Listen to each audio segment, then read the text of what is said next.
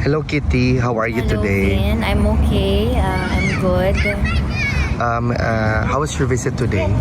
Today was good. We talked about not much politics today, not much local news today.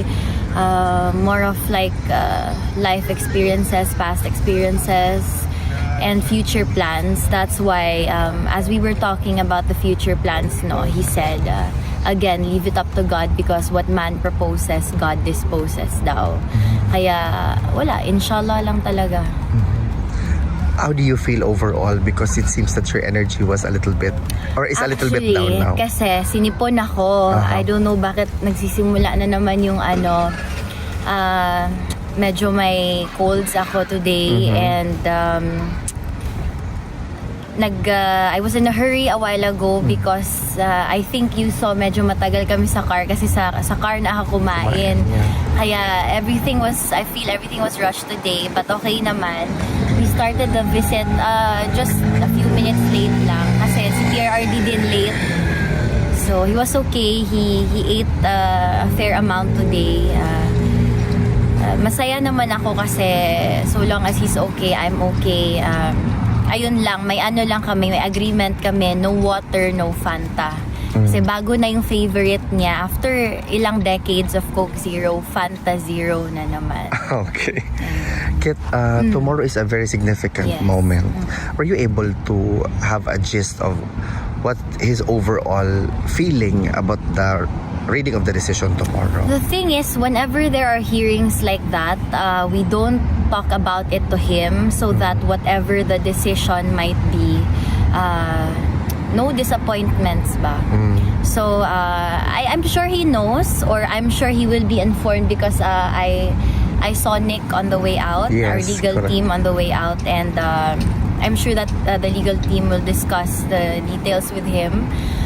Pero kami naman, we don't talk about it para yun, hindi kami ma-disappoint if ever. But obviously, we are hoping.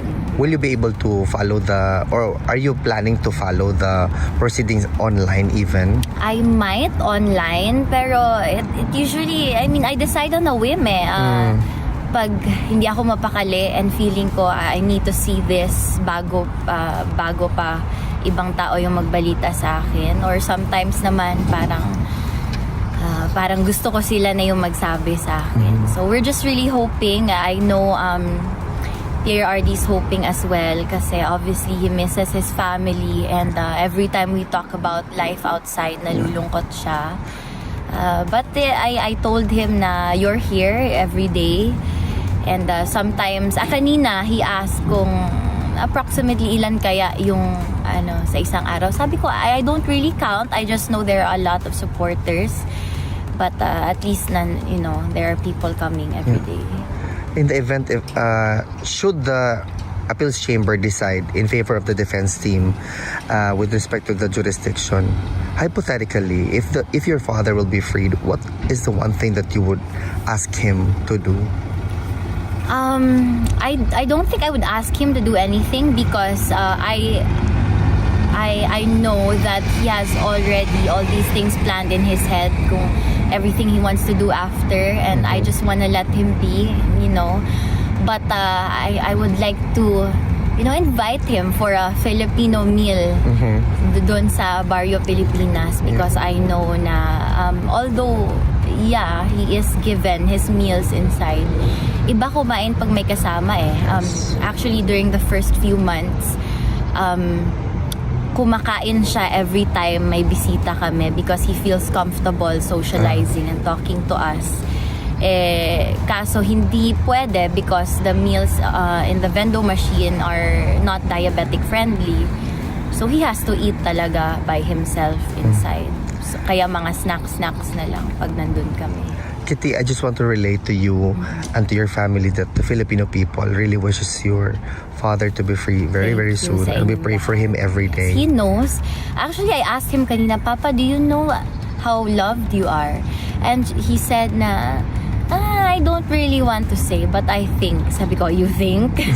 You think? Yeah. So, he knows. I relay that to him every single day, and he has a message for you because pagpasok ko, I told him na, oy, may naghihintay na naman sa labas. And he said, tell them, personally, I said thank you. And they ask how I'm doing, tell them Invictus. Thank you, Kit. Mabuhay ka. Mabuhay. Thank you.